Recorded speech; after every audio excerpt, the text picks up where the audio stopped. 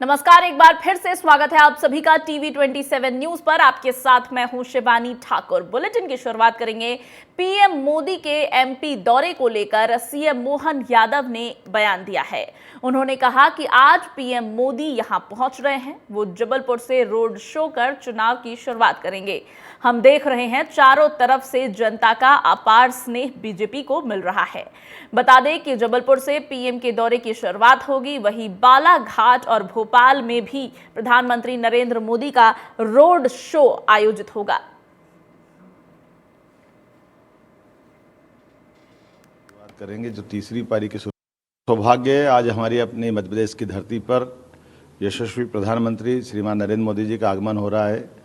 और उससे ज़्यादा आनंद की बात है वो हमारे अपने महाकौशल प्रांत में संस्कारधानी जबलपुर में आज अपने रोड शो से चुनाव अभियान की शुरुआत करेंगे। हम सब जानते हैं कि पहले चरण में हमारा अपना महाकौशल और गोंडवाना का ही बेल्ट है और ये उनका प्रेम है रानी दुर्गावती के शहीद स्थल और उनकी प्रिय स्थान जबलपुर पर आकर के वो हमारे लिए मध्य प्रदेश के विकास का एक नया संकल्प लेकर के चुनाव अभियान की शुरुआत करेंगे। जो तीसरी पारी की शुरुआत होगी, जैसा पूरा मध्य प्रदेश मोदीमय हो चुका है, भाजपामय हो चुका है, चारों तरफ से हम सब देख रहे हैं कि जनता का अपार स्नेह और समर्थन भाजपा के पक्ष में आ रहा है। मध्य प्रदेश की इस धरती पर मैं एक बार फिर उनका वंदन करता हूँ, अभिनंदन करता हूँ और उम्मीद करता हूँ कि जिस आशा अपेक्षा पे उनने मध्य प्रदेश के लिए सोचा है, हम सब कुछ वो देने का प्रयास करेंगे। जनता उसके लिए तत्पर है। ग्वालियर में आचार संहिता के दौरान जिले में करीब 10,000 बदमाशों को बाउंड ओवर कराने की तैयारी की जा रही है। 5,000 बदमाशों से बाउंड ओवर भी करवाया गया है। हर बदमाश को कम से कम 6 महीने और अधिकतम 1 साल के लिए बाउंड ओवर किया जा रहा है। बता दें कि लोकसभा चुनाव को लेकर पुलिस अलर्ट नजर आ रही है। इसी के साथ पुलिस आदतन अपराधियों पर कार्रवाई कर रही है। बदमाशों ने अगर कुछ भी किया तो सीधा जेल भेजा जाएगा। प्रदेश के विकास का एक नया भाजपा में कहीं ना कहीं इससे पहले भी पूर्व मंत्री रहे हैं और अब चूंकि इससे पहले चुनाव हार गए थे, लेकिन बावजूद इसकी पार्टी ने भरोसा जताया और उनको यहाँ पर लोकसभा का टिकट दिया है।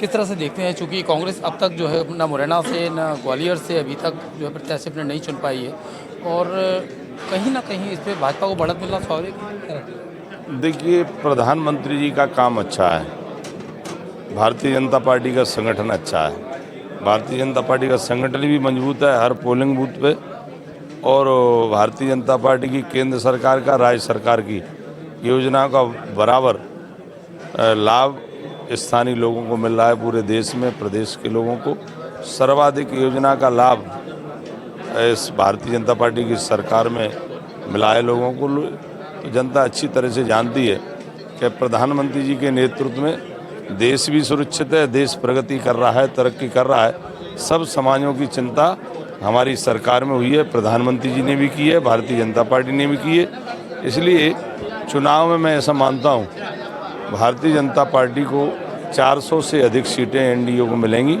ये निश्चित रूप से, क्योंकि काम बोलता है। प्रधानमंत्री जी का काम हर घर में बोल रहा है और जब काम होता है तो जनता उसको आशीर्वाद देती है। इसलिए कांग्रेस को मैं ऐसा मानता हूं, आप तो देख जाइए मध्य प्रदेश के अंदर कांग्रेस खाता नहीं खोल पाएगी, वो स्थिति होने वाली, क्योंकि कांग्रेस ने सरकार में रहते हुए लोगों का शोषण किया है, लोगों के लिए न योजना बनाई न विकास किया। इसलिए जनता अच्छी तरह से जानती है कि कांग्रेस की जहाँ जहाँ सरकार रही वहाँ न तो कोई विकास हुआ न योजना पर काम हुआ। तो इसलिए जनता मन बना चुकी है कि भारतीय जनता पार्टी को आशीर्वाद जनता देगी प्रधानमंत्री जी को। ये भरोसा जताया है कि किस तरह से ग्वालियर को अग्रणी बनाकर रहेंगे, विकास के मामले में, रोजगार के मामले में, उद्योग के मामले में ग्वालियर आगे बढ़ेगा। ये भरोसा जताया है भारत सिंह कुशवाहा, जो कि लोकसभा प्रत्याशी हैं। हालांकि वो अपनी जीत के प्रति काफ़ी आशान्वित हैं और पूरी तरह से उम्मीद है उनको को वही जीतेंगे। और भारतीय जनता पार्टी के कार्यकर्ता भी लगातार जो है उनके साथ में जो है लगातार प्राणपण से लगे हुए हैं। अब देखना ये है कि आने वाले समय में कितने वोटों से भारत सिंह कुशवाहा जीतते हैं या कांग्रेस के कौन से प्रत्याशी उतारती है, तो जिससे भारत सिंह को चुनौती मिलती है। कैमरामैन राहुल परिहार के साथ संजय शर्मा, टीवी 27 न्यूज़, ग्वालियर। छत्तीसगढ़ की राजधानी रायपुर में सीएसईबी ट्रांसफार्मर गोदाम में भीषण आग लग गई, जिससे वहां दहशत का माहौल बन गया। वहीं सूचना मिलने पर दमकल की गाड़ियां पहुंची और कई घंटों की कड़ी मशक्कत के बाद आग पर किसी तरह से काबू पाया गया। वहीं सीएम विष्णुदेव साय ने इस अग्निकांड को लेकर बड़ा एक्शन लिया है। उन्होंने सोशल मीडिया पर इस घटना की जांच के लिए कमेटी की गठन की जानकारी दी। आखिर आगजनी की क्या वजह रही, कितने का नुकसान हुआ, कौन इसमें दोषी है, प्रत्यक्षदर्शियों का क्या कहना है, इस पर देखिए ये रिपोर्ट।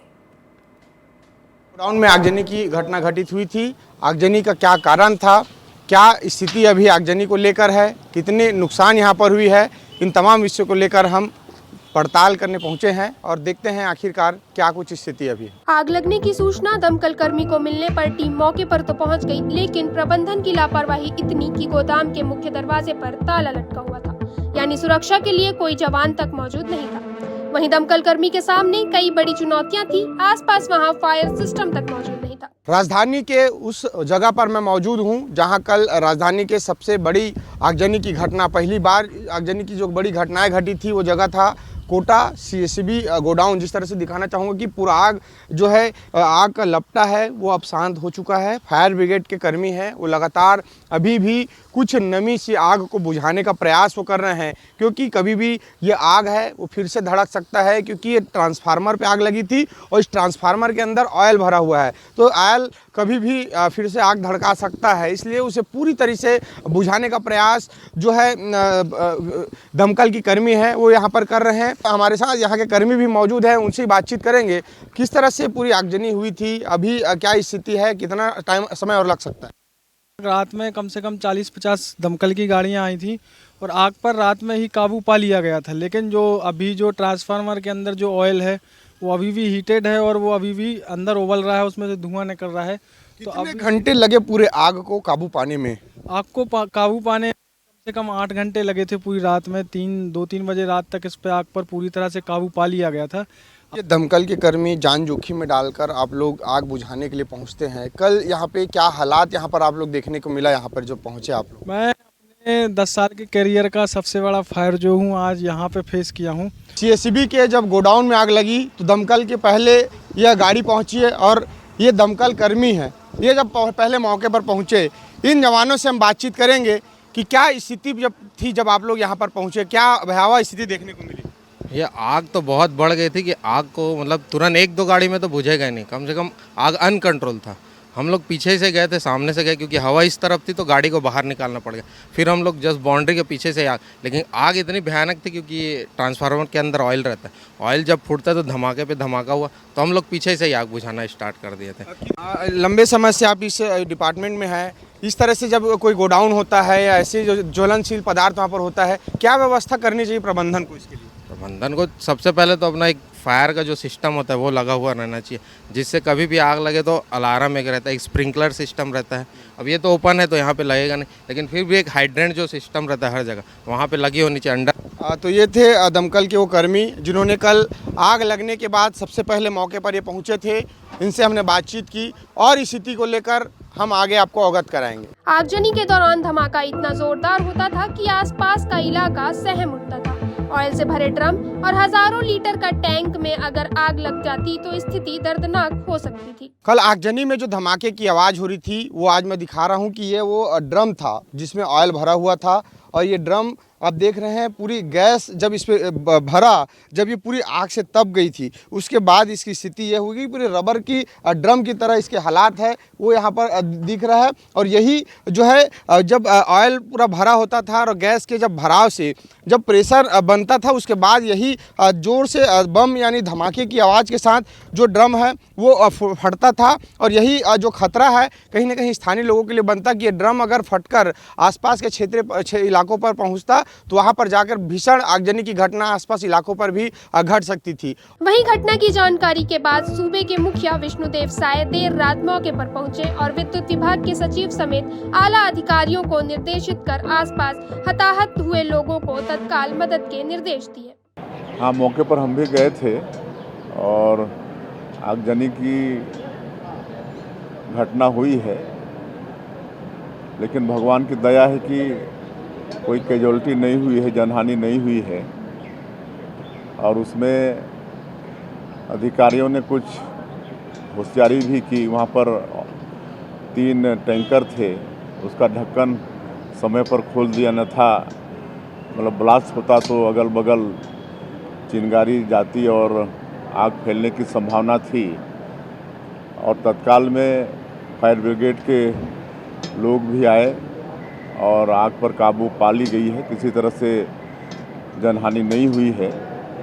अगल बगल ज़्यादा गर्मी के कारण कुछ लोगों के छत के ऊपर जो पानी के टंकियों के थे वो पिघल गए हैं और इस पूरी घटना की जांच के लिए कमेटी का गठन किया गया है और जांच रिपोर्ट आने पर पता चलेगा कि कैसे आग लगी और जिनको भी इस घटना से क्षति हुई है उसकी भरपाई करेंगे। वहीं कैंपस में हुई भीषण आगजनी को लेकर विभाग की लापरवाही की बात करें तो शहर भर ट्रांसफार्मर के आसपास जंगल, झाड़ियां, पेड़ के डगालों को काटने का काम विभाग करता है, लेकिन स्वयं के कैंपस में इतनी गंभीर लापरवाही देखने को मिली। विभाग के अधिकारी का अपना दावा है कि सफाई होती है, लेकिन तस्वीरें कुछ और ही बयां कर रही हैं। कोटा स्थित सीएसबी के गोडाउन में आग लगने के बाद लगातार जो विभागीय अधिकारी है वो जांच कर रहे हैं। हमारे साथ सिंह साहब मौजूद है बातचीत करने के लिए।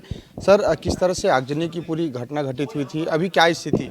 अभी आगजनी पूरी काबू में है और अभी आप देख रहे होंगे कहीं पर ऐसा कोई आग के निशान है नहीं, पूरा कंट्रोल कर लिया गया है प्रॉब्लम का। सर, हमने जब पूरे कैंपस में जब भ्रमण किया तो स्थिति ऐसी थी कि जंगल झाड़ियाँ, अभी भी कई जंगल झाड़ियाँ इस कैंपस में दिखाई दे रहे हैं। हम शहर भर में साफ सफाई करते थे, यहाँ भी बहुत जरूरी होनी चाहिए थी। नहीं, यहाँ तो साफ सफाई कंटिन्यूस रहती है और करते भी जाते हैं। आप देख भी रहे होंगे कि बहुत बड़ा यार्ड है, 8 एकड़ का यार्ड है। आपको बहुत जंगल झाड़ी ऐसी दिख नहीं रही होंगी। कंटिन्यूस प्रोसेस है उसको अलग करना, साफ करना, लेकिन बहुत बड़ा एरिया है ये, तो ऑलरेडी लगातार प्रोसेस है। 8 एकड़ का एरिया है ये। कितना ट्रांसफार्मर यहाँ पर रखा गया था सर स्टॉक?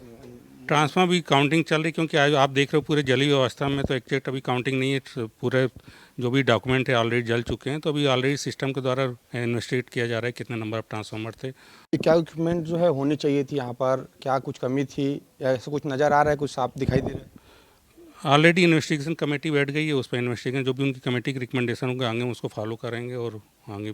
जब टीवी 27 की टीम कोटा स्थित घटना स्थल पहुंची और आसपास जायजा लिया तो स्थानीय लोगों का मानना है कि यहां कार्यरत कर्मचारियों की गंभीर लापरवाही देखने मिलती है। बीड़ी, सिगरेट, ज्वलनशील पदार्थ साथ लेकर अंदर जाते हैं और यह पहली घटना नहीं है। इसके पहले भी 3 बार आगजनी की घटनाएं हो चुकी है, उसके बावजूद यहाँ कोई गंभीर नहीं है। कैंपस में जब भीषण आगजनी हुई और ठीक उसके सामने यह दुकान है और स्थानीय लोगों को जिस तरह से खाली कराया गया, क्योंकि आग की लपटें जब बढ़ी तो आसपास के जो झुग्गी बस्तियों से लेकर कॉलोनियों और मोहल्ले में आग फैलने की आशंका थी। इसके लिए प्रशासन मुस्तैद होकर पूरे खाली कराया गया और सीधे हम बातचीत करते हैं आखिर क्या कुछ स्थिति रही और क्या कुछ इन्होंने देखा है। 12:30 बजे आग लगी, इसका आग लगा थे कि बताइन हमन तो यही करा बैठ के खाना खात रहें। हम जाके देखें तो पूरा धुआं जलत रही से, तो ओकरा में कहे ओकरा होटल हवे, होटल में माचिस सिगरेट गुटका पीते नहीं, वो मन हाँ फेंक देते होती, पी के फेंक देते। 2-3 हाथ वाला बुथादारी ने नहीं बुथाते,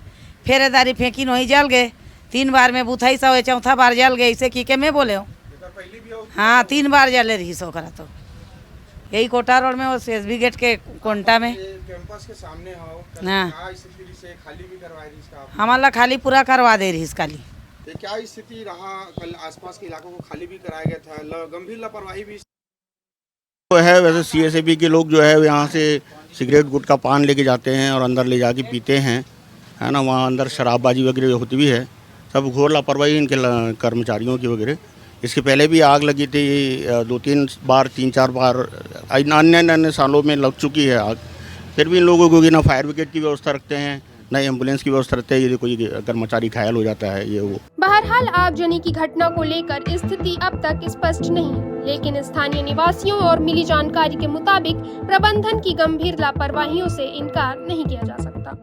कल सीएसबी के गोदाम में भीषण आगजनी की घटना, जिसकी शुरुआत वो जगह मैं दिखाने जा रहा हूँ, ये वो जगह है जहाँ से पूरा आग विकराल रूप लिया है और आग यहीं से आग की लपटें शुरू हुई और ये जिस तरह से आप देख रहे हैं आग का फैलने का कारण है घास। जिस तरह से पूरे घास के चकते पर आग धीरे धीरे पूरे कैंपस में यहीं से इस घास के जरिए ही आगे फैला है और आगजनी यहीं से शुरुआत हुई थी और पूरे घास के कारण ही आग धीरे धीरे पूरे लपटे हैं वो ट्रांसफार्मर यानी पूरे गोदाम तक पहुंची, ऑयल से भरा टैंक तक पहुंचा और आग लगने का कारण हालांकि अब तक पता नहीं चल पाया है। लेकिन जिस तरह से हम पूरे कैंपस में यहाँ पर मौजूद है घंटों से और इसमें कई खामियां हमें विभागीय रूप से नज़र आ रही है। जिस तरह से फायर फाइटरों के मुताबिक यहाँ पर कोई भी सुरक्षा आगजनी से बचाव की कोई इंतजाम जो है विभागीय रूप से मजबूत रूप से नहीं था। जिस तरह से शहर भर में घूम घूम कर पेड़ों की कटाई छटाई घास को हटाया जाता था ताकि आगजनी की घटनाएं ना घटे और आज उसी दफ्तर पर उसी ठिकाने पर आगजनी की घटना हुई। सबसे बड़ा सवाल यहाँ पर यह है और कुल मिलाकर इतने बड़े कैंपस, इतने हाईटेक, जिस तरह से बिजली के सामान यहाँ पर रखे गए हैं, काफ़ी महंगे सामान यहाँ पर रखे गए हैं, वहाँ पर आगजनी से बचाव के लिए कोई भी मजबूत यहाँ पर उपकरण या फायर से सिस्टम यहाँ पर मौजूद नहीं था। तो कुल मिलाकर कई सवाल यहाँ पे खड़े होंगे। अब बहरहाल पूरा जांच का विषय है और जांच के लिए टीम गठित की गई है। बहरहाल देखने वाली बात होगी कि जांच में क्या कुछ बिंदु निकलकर सामने आता है और कौन इस पर दोषी होंगे, दोषियों पर क्या कार्रवाई की जाती है। शुजालपुर जनपद में सरपंच ओम प्रकाश सक्सेना ने इंजीनियर आशीष पडला पर रिश्वत लेने के आरोप लगाए हैं। सरपंच ने कहा कि 1,50,000 रुपए लेने के बाद भी इंजीनियर काम नहीं कर रहे हैं। इसे लेकर सरपंच ने जनपद सीईओ रुशाली पुरुष को लिखित शिकायत दी है। इसी को लेकर टीवी 27 ने शुजालपुर जनपद में सरपंच ओम प्रकाश सक्सेना से खास बातचीत की है। सुनिए उन्होंने क्या कुछ कहा। शुजालपुर जनपद की ग्राम पंचायत उचोद में उचोद पंचायत का एक मामला सामने आया है और जो मामला है वो सरपंच की दर्द भरी कहानी से जुड़ा हुआ है। यहाँ के जो सरपंच है ओम प्रकाश सक्सेना जी हाँ सरपंच है और इनके द्वारा मतलब एक सरपंच को 181 सीएम हेल्पलाइन करना पड़ रही है। इतना मतलब जनपद के अंदर जो कर्मचारी है वो सरपंच की सुनने को तैयार नहीं है। उसको लेकर के आज हम आए हैं और उनसे बात करेंगे। आइए आप आगे आइए सरपंच साहब, बताइए क्या है मामला। चलते मामला श्रीमान जी ये है हमारे गांव का। और अगर एक जनप्रतिनिधि जो सरपंच के पद पे बैठा गांव का मुखिया होता है वो अगर सीएम हेल्पलाइन करने लग जाएगा तो फिर तो आप समझिए कि सिस्टम किस तरह से शुजालपुर में चल रहा है। क्योंकि शुजालपुर की अगर हम बात करें तो शुजालपुर उच्च शिक्षा मंत्री का विधानसभा क्षेत्र है और उच्च शिक्षा मंत्री की नाक के नीचे ही जनपद में इस तरह के भ्रष्टाचार हो रहे हैं। अब देखना यह होगा कि क्या खबर के बाद अधिकारियों की नींद खुलेगी। इनके द्वारा जो 15 से 20 लाख रुपए विकास कार्यों में खर्च किए गए इनकी जेब से, वो अधिकारी इनको दे पाएंगे या नहीं दे पाएंगे, ये तो खबर के बाद ही पता चल पाएगा। Ashok Meena, TV 27 Shujalpur. Gwalior supreme court के वरिष्ठ अधिवक्ता एवं एडीआर की तरफ से उच्चतम न्यायालय में पैरवी कर रहे प्रशांत भूषण ने इलेक्टोरल बॉन्ड मामले पर केंद्र सरकार पर हमला बोला है। उन्होंने कहा कि इलेक्टोरल बॉन्ड के नाम पर विभिन्न कंपनियों से केंद्र सरकार ने बड़े पैमाने पर रिश्वत ली है, जिसकी मनी ट्रेल अब सामने आ चुकी है। ये बात भी सामने आई है कि किस तरह से सरकारी एजेंसियों सीबीआई, एनफोर्समेंट डायरेक्टोरेट और इनकम टैक्स विभाग का बेजा इस्तेमाल किया गया।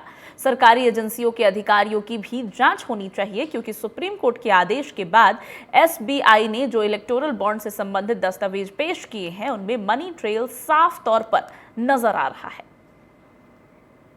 देखिए, इलेक्टोरल बॉन्ड में जो खुलासा हुआ उससे यही निकल कर आया कि ये जो बॉन्ड के पैसे कई हजार करोड़ जो दिए गए वो ज्यादातर घूस के तौर पर दिए गए और इसीलिए उसमें ज्यादातर भाजपा को मिले हैं क्योंकि भाजपा की केंद्र में सरकार थी, कुछ राज्यों में भी सरकार थी और उनको कॉन्ट्रैक्ट लेने के लिए दिए गए हैं या पॉलिसी बदलवाने के लिए दिए गए हैं या ईडीआईटी वगैरह से बचने के लिए या ड्रग कंट्रोलर के एक्शन से बचने के लिए। यानी कि ये बहुत बड़ा घूस का घोटाला है जिसको निर्मला सीतारमन जी के पति ने बोला है दुनिया का सबसे बड़ा भ्रष्टाचार का घोटाला है और इसीलिए इसकी कायदे से एक स्वतंत्र एसआईटी बनाकर जांच होनी चाहिए। लखीमपुर खीरी से एक महिला के साथ दुष्कर्म का मामला सामने आया है। बताया जा रहा है कि महिला शादी की खरीदारी के लिए बाजार गई थी, लेकिन लौटने में देरी हो गई तो साधन नहीं मिलने की वजह से पैदल आ रही थी।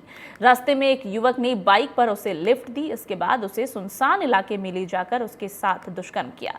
इतना ही नहीं, आरोपी ने महिला के चेहरे पर पेशाब तक कर दिया और उसे पीट कर बेहोश कर दिया। महिला के परिजनों ने पुलिस से मामले की शिकायत की है। पुलिस आरोपी की तलाश कर रही है। क्षेत्र के गांव की घटना है। एक महिला ने आरोप लगाया कि उसके साथ दुष्कर्म हुआ है और उसका कुछ सामान सट्टा पैसा वैसा छीना गया। क्या है पूरा मामला? ये मामला किशनपुर का है, थाना अनीम गाँव के अंतर्गत आता है। महिला किशनपुर से रहने वाली है। पीड़िता से वार्ता की। पीड़िता ने बताया कि वो 4 तारीख की शाम को अपने घर आ रही थी, तभी उसी गांव के एक हरिओम देवास में मक्सी रोड पर बाईपास ब्रिज के पास चलती बस में अचानक आग लग गई। आग लगने की सूचना पर फायर ब्रिगेड की टीम मौके पर पहुंची और मौके पर पहुंचकर फायर ब्रिगेड ने तुरंत आग बुझाई। जानकारी के अनुसार सभी यात्री सुरक्षित बाहर निकाले गए।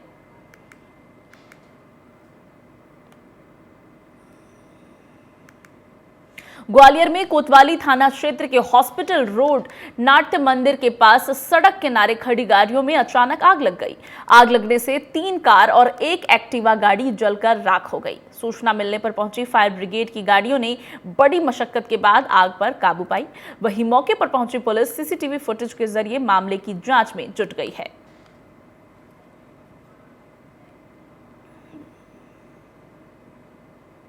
बीजेपी नेता गौरव बल्लभ ने कांग्रेस से इस्तीफे को लेकर बयान दिया है। उन्होंने कहा है कि मैं सनातन धर्म के विरोध पर चुप नहीं रह सकता, इसीलिए मैं पार्टी के सभी वरिष्ठ सदस्यों के पास गया था, लेकिन कांग्रेस पार्टी ने कोई फैसला नहीं लिया। बल्लभ ने बताया कि कांग्रेस पार्टी द्वारा प्राण प्रतिष्ठा में शामिल नहीं होने के फैसले के बाद मैंने अब तक टीवी पर कांग्रेस का प्रतिनिधित्व नहीं करने का फैसला लिया। कांग्रेस ने अडानी के खिलाफ प्रेस कॉन्फ्रेंस की, लेकिन सेबी ने अडानी को क्लीन चिट दे दी। कांग्रेस पार्टी ने बजट पर प्रेस कॉन्फ्रेंस करने को कहा, लेकिन मैंने साफ इनकार कर दिया। कांग्रेस जब तक राम मंदिर का दौरा नहीं करेगी, मैं ऐसा नहीं करूंगा।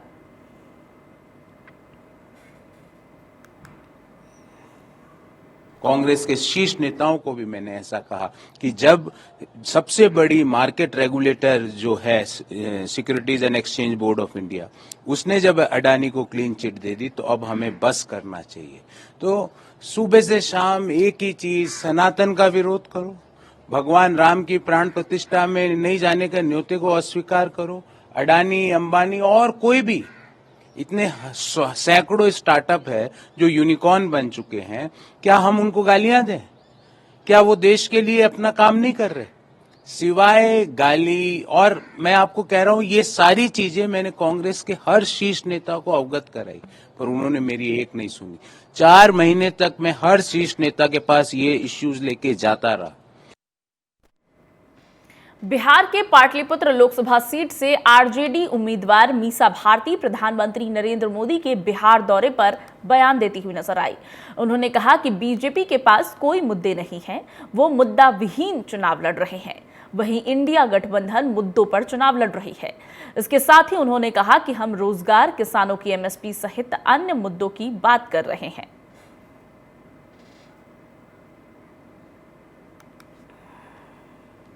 देखिए, 4 तारीख को तो हमने देख लिया, सुन लिया, दामाद के लिए वोट मांगे, तो परिवारवाद तो उनके मुद्दे से गायब हो गया।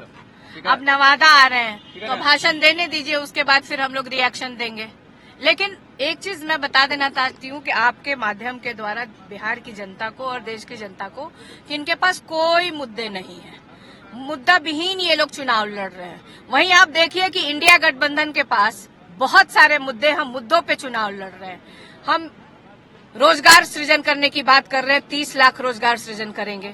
हम किसानों की एमएसपी लागू करेंगे, उनकी आय डबल करेंगे। लोकसभा चुनाव 2024 को लेकर जम्मू में बीजेपी के माइनॉरिटी मोर्चा द्वारा जम्मू में हवन यज्ञ का आयोजन किया गया, जिसमें उधमपुर लोकसभा सीट के बीजेपी उम्मीदवार डॉक्टर जितेंद्र सिंह और जम्मू रियासी लोकसभा सीट से बीजेपी के प्रत्याशी किशोर शर्मा के लिए हवन में आहुति डालकर जीत की प्रार्थना की गई। वहीं इस मौके पर बीजेपी के कई कार्यकर्ता भी मौजूद रहे। माइनॉरिटी मोर्चा के द्वारा हवन यज्ञ का यहां पर आयोजन किया गया।